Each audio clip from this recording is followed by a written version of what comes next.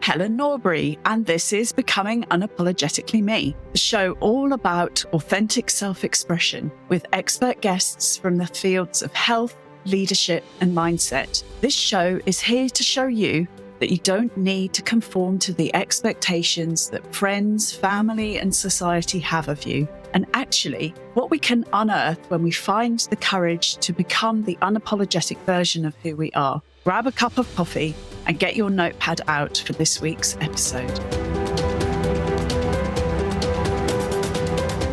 Welcome back to Becoming Unapologetically Me. And today I'm thrilled to welcome my guest, Matt Marquez. So Matt's going to talk to us today about a subject that I'm sure will resonate with many of our awesome listeners. So Matt is a relationship coach, and today we're going to talk about how and why personal relationships can be a challenge for ambitious and successful women. It's not a lack of love that drives these relationships apart. So I'm going to talk to Matt about what it actually is. So I've read some shocking statistics on this, Matt. So married women are twice as likely to be divorced in the 3 years after a promotion compared to men. And also in marriages where the woman earns more than the man, couples are more likely to divorce and to report marital distress. So what's your view on why this happens? Yeah, I actually remember really diving into this more recently in the last few years. And I would talk to my clients, I would talk to people, women in this situation, and I would ask them, like, what's really going on here? And they would explain to me how in work, they would feel so fulfilled and so satisfied, like they understood how things worked and they kind of figured it out to a degree.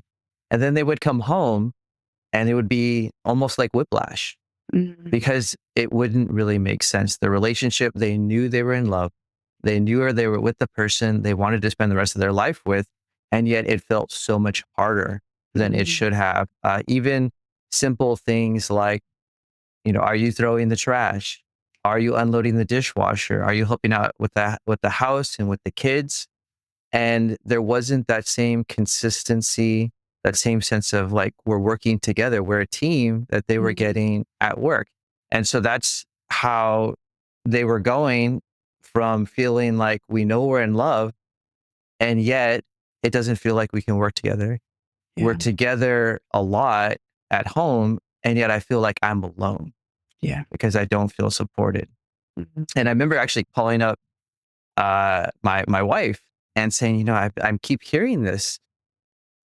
I keep hearing this example of these people who are in love, who have on paper these wonderful lives together, and yet there's this loneliness, there's this disconnection, there's this sadness and frustration, and sometimes anger. And I remember thinking, oh gosh, my call dropped. And because it got really quiet, and I said, "Hello, are you there?" And she said, "Yes, hello." And then I had like this flash of realization. I said, "Do you feel like this sometimes?" And she said, "Sometimes." And because it is just, uh, I think, a very common situation, this imbalance between men and women, regardless of their work status and their careers. And yet I think it's amplified when women are successful and finding success and finding that comfort in their workplace, because it is such a different environment and the relationships and what it takes to succeed are so different. Yeah. And that same approach that can be so successful in the workplace, and I work with doctors, I work with people, professors, professionals in different environments, and they've learned how to you understand the hierarchy. And in these work environments, there's usually a clear boss and employee. There's a clearly defined roles. And then you come home and those roles are very much A bit more blurry. not defined at all. And so there's really two ways that I think most people and women, just in general, will approach this when they're talking to and primarily my clients are, husband or female, and men as Mm, well, but doesn't really matter the mm, gender. But they're coming home and they're trying to basically either be the boss or they be the employee, and they say, "Hey, here's a list. I need you to do this. Why didn't you do this? What's going on? You're not holding up your end of the bargain." And that performance general manage their partner. exactly, and that doesn't usually go over well Yeah. Yeah. because the husband is saying, "Hey, you're not my boss. You're not Yeah. my boss. Don't tell me what to do." Correct. Yeah. And then they're like, "Okay, I can't do this. This isn't working. So maybe I just have to do it myself. It's easier to just do it myself. I'm going to take on as many roles as I can because it's just easier."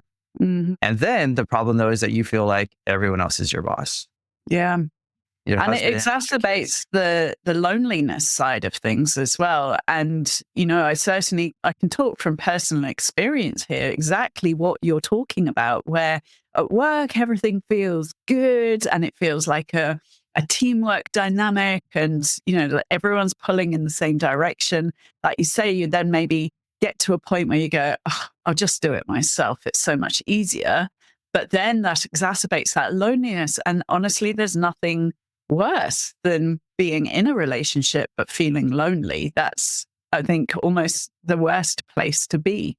And so I can really empathize with what you're saying and, have my own personal experiences of a lot of what you're talking about.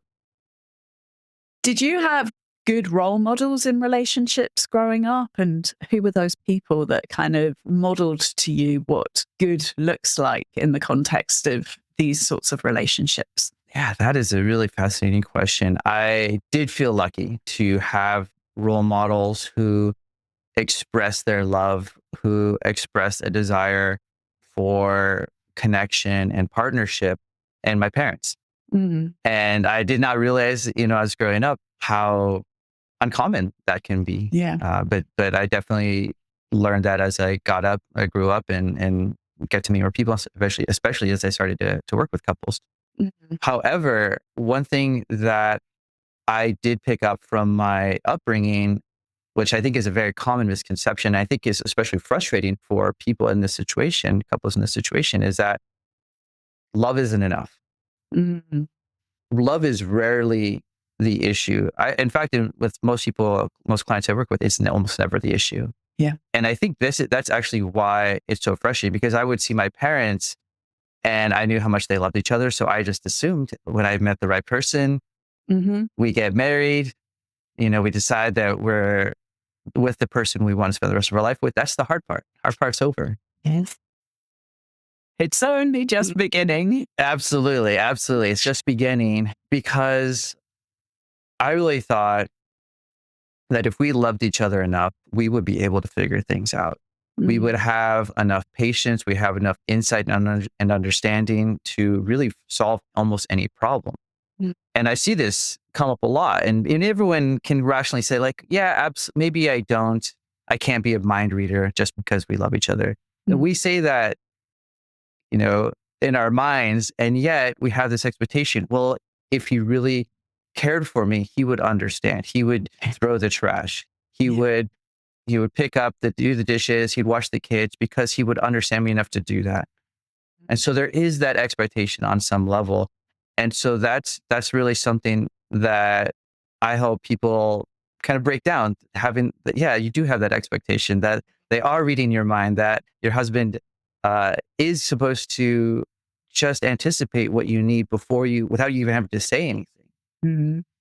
Expectation is heavy, isn't it? It's I remember listening to something that Tony Robbins and his wife were sharing about, and how that weight of expectation of whether it is, like you say, taking the trash out, whether it's how I want you to love me, whether it's looking after the kids, but some kind of expectation is it's a big burden to put on someone else's shoulders without specifically expressing what that looks like. Yeah, absolutely. And that's one of the big shifts that, I mean, certainly it's the misconception, I think, that can make this whole situation so painful. about why isn't this working? Why don't we have this understanding? Why don't we have this partnership when we both care about each other so much? We have so much desire for it, and then it becomes so much more frustrating when it's not there. And so a big part of it is recognizing that that expectation is there, and then really shifting the idea that, and this is something that I say to clients that I think can blow their minds sometimes, that it's not your husband's job to understand you. Yeah. Yeah. And it's not your job to understand your husband. That is something you can work at together and work toward, but it's not just something you can rely on always. And it's not a reflection on your relationship either. It is just learning how to communicate more effectively together. Yeah, really interesting point. So did you have any sort of significant challenges when you were growing up that kind of got you onto this path or sort of molded you in this direction? It was my own marriage, actually. Yeah, my own relationship. Like I said, we got married. I thought it's all easy street from here. And I remember we moved across the country. We started new jobs. We bought a house together. This was in our first year of marriage. It was our honeymoon period, and I thought we should be the happiest we'll ever be. And we were pretty miserable, honestly. I still distinctly remember we had this new house. We were trying to furnish it, and we were trying to choose the downstairs. This wasn't even our primary shower curtains. These were the downstairs shower curtains for the guest room, which we would see every couple of weeks or something. Yeah. And we were fighting so much about choosing them. And I remember thinking, why is this so hard? We love each other. I feel like a secure partner. We wanted to figure this out, and yet we were walking down the aisles of our house, just kind of like colleagues, where we're just like nodding and then moving on. And that's when I realized I had to take this seriously. I had to really learn how to talk to each other, even when we're hurting. We had to learn how to really be true partners for each other. And that is something that in the situation where, women are working and having success in their jobs and then coming home and not feeling like they can rely on their husbands and to just be a married couple, that is really the missing ingredient for me and for everyone, is that sense of partnership. And it really, the way I started to do it in my own relationship and the way I teach it to others is, I actually call it like the buried treasure method. And the idea is that you're not really finding the treasure up on the surface. It's buried, and you have to do some digging. You have to do some looking for it. And so, like, for example, one issue that has come up recently is this. I have a client who has this wonderful job. She comes home and gets really frustrated with her husband because he doesn't unload the dishwasher like he says he's supposed to, like every day. And I asked her, well, why does this matter? And she said, well, I just want him to be helping me. And I said, is it the support? She said, yes. I just want to feel like he's supporting me. And I said, okay, that's the treasure. You're looking for that support. And we're looking on the surface of the dishwasher. This is the kind of the surface level act. But when and so I asked her, well, what could he do if he's having trouble unloading the dishwasher every day? What could he do that would still help you feel supported? And she's like, well, I guess maybe if he unloaded even just half the dishwasher. I'm like, okay, that's one idea. Can we think of ideas that don't involve the dishwasher? And she said, well, I don't know. There's not really a whole lot left to do around the kitchen. I do most of the cleaning around the kitchen. I said, well, does it have to be in the kitchen? What else could he do? She said, oh, well, actually, you know what? He could cook. He could clean up the living room when the baby goes to bed and there's all the, the toys everywhere. He could actually prepare the bottles. He could, be vacuuming the house. He could do, and then all of a sudden it's like, oh my God, there's all these other things. Yeah. And then it's like, okay, well, those are the things then that we can start talking about that he can do that there's so much room, right, for Yeah. him to find something that he can do. And it doesn't have to be you are demanding Yeah. you need to do the dishwasher because obviously it's a challenge. For whatever reason, it's a challenge. And you don't have to be just doing it yourself. You don't have to be begging him. You can work with him and say, hey, I want to figure this out with you. This is what I care about. This is the goal. The treasure is the support. Yeah. However, if once you let go of that, what that surface, can look like, suddenly it becomes so much easier to partner up with your husband and work together to figure out what that surface level activity can look like. Yeah, for sure. Absolutely.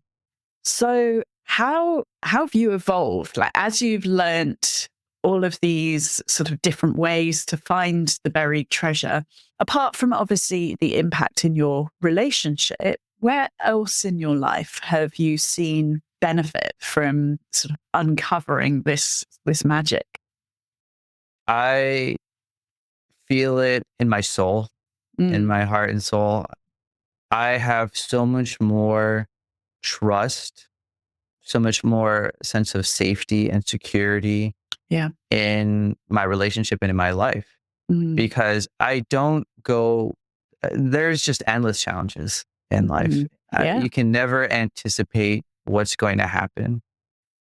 And, and so I think a lot of people, and I've considered myself this, that the hope is like, well, I want to have a plan. I want to anticipate everything. But that's impossible. The older I get, the more I realize how impossible that is, how Learning to let laughable. go. Yeah, let go Yes. and trust. Yeah. And so the way that I am able to trust is because I don't trust that I will know the answer, but I trust that I will be able to find it Yeah. together with my Yeah. partner. And so Yeah. that I think has really shaped how I approach my life and then be able to approach with that trust means that when we are disagreeing, I still trust that she cares about what I want and I care Yeah. about what she wants. Yeah. And so we can still find an answer together. We can still listen to each other, Mm, even when we disagree, yeah. which we Amazing. do still I'm just as much as sure, of anyone else. course. We disagree all the time. Yeah. Yeah, amazing. And like you say, it's not about not disagreeing, it's about finding the way together through that. So, how do you think that cultural expectations and evolution have kind of changed relationships? So, by that, I mean, I grew up in a family of origin where my dad was expected to provide financially, my mum was expected to provide emotionally. And yet, throughout most of my adult life, I've been the primary or the sole breadwinner into my home. So, how do you see the impact of that changing dynamic? We're kind of the first generation almost of this changing dynamic. It is definitely a challenge, I would say, because I'm not sure if answers your question exactly, but what I have seen is that the way we grow up, it influences us in a subconscious way.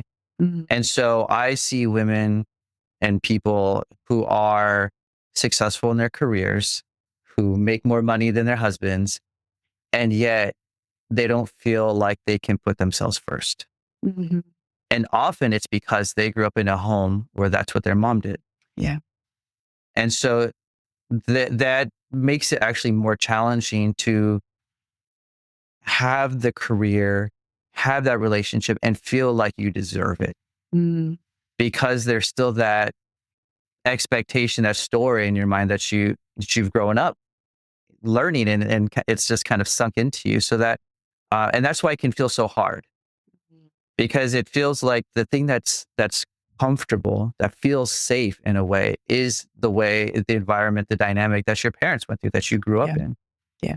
And so it really adds a lot of resistance Yeah. to making a change. Especially when you've switched that in your career such that, you're kind of in a leadership role or, a management role.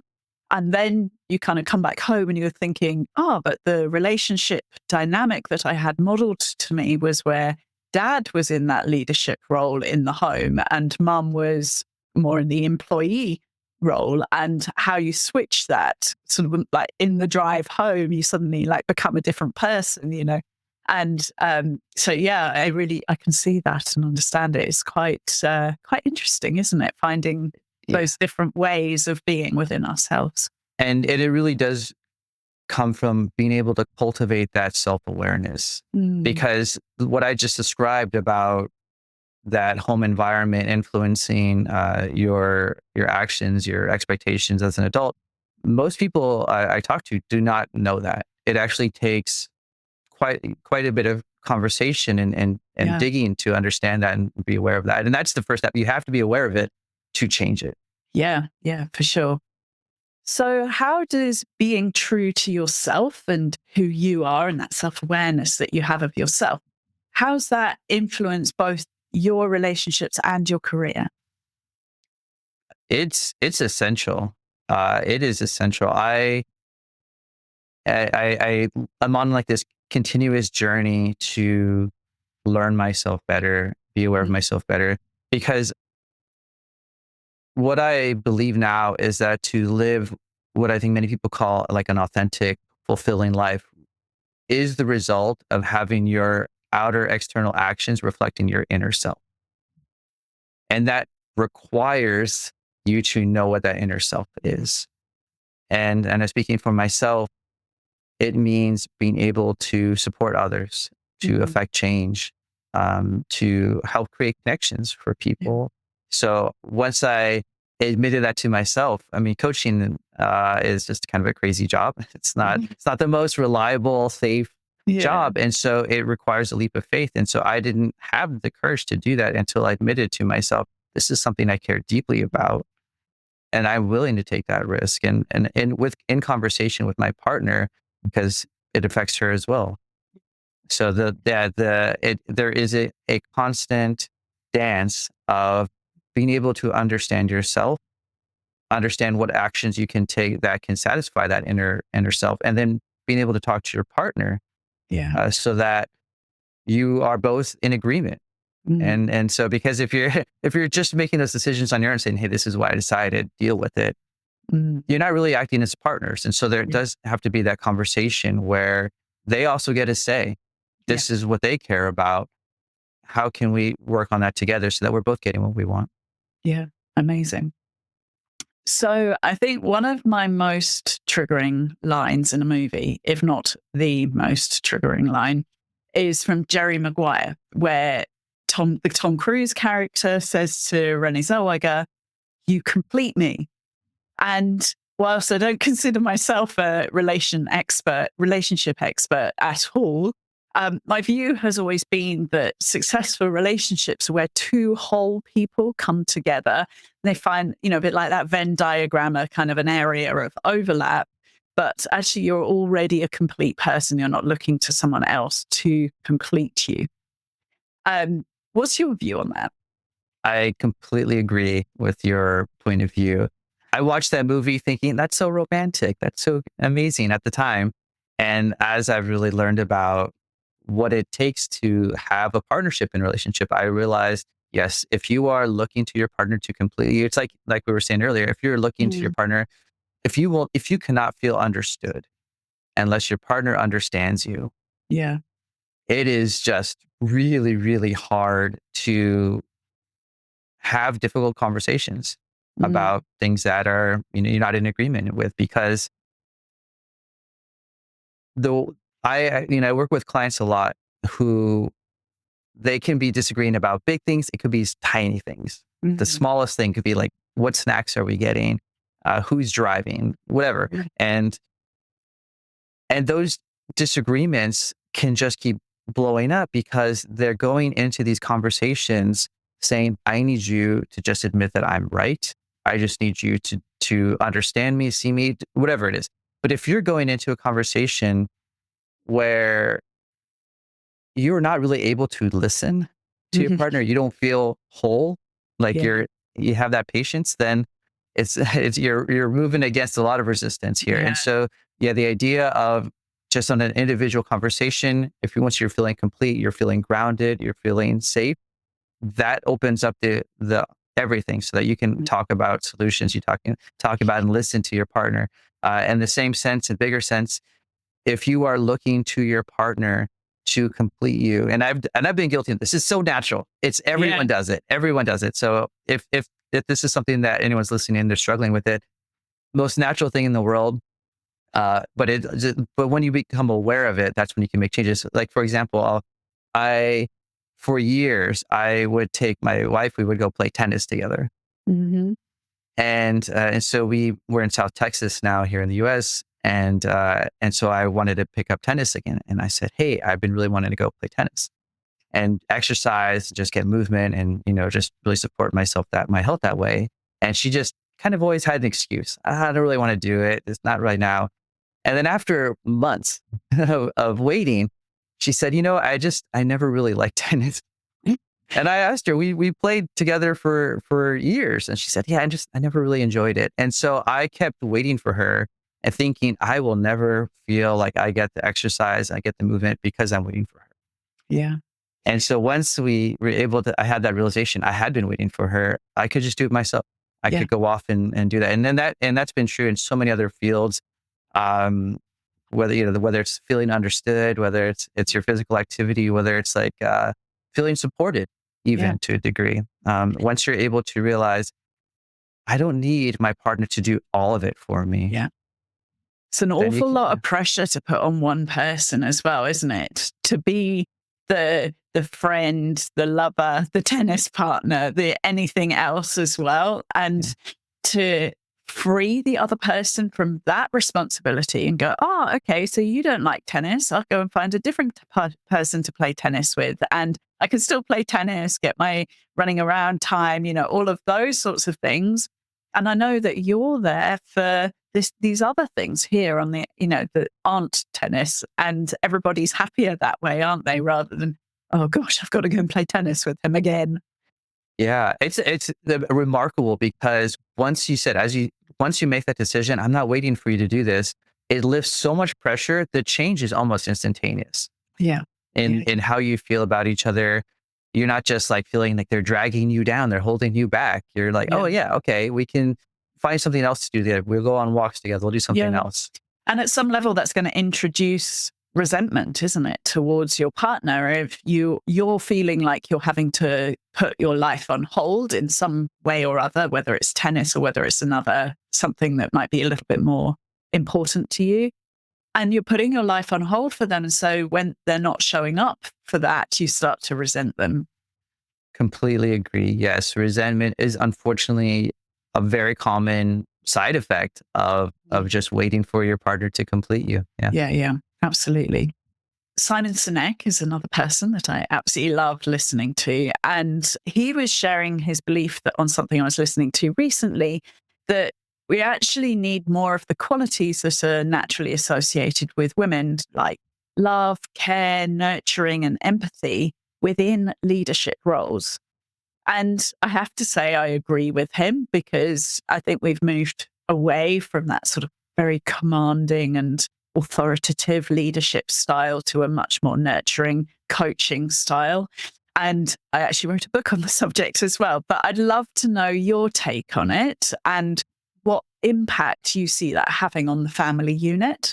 I just see that from a basic level, having more empathy means having more understanding.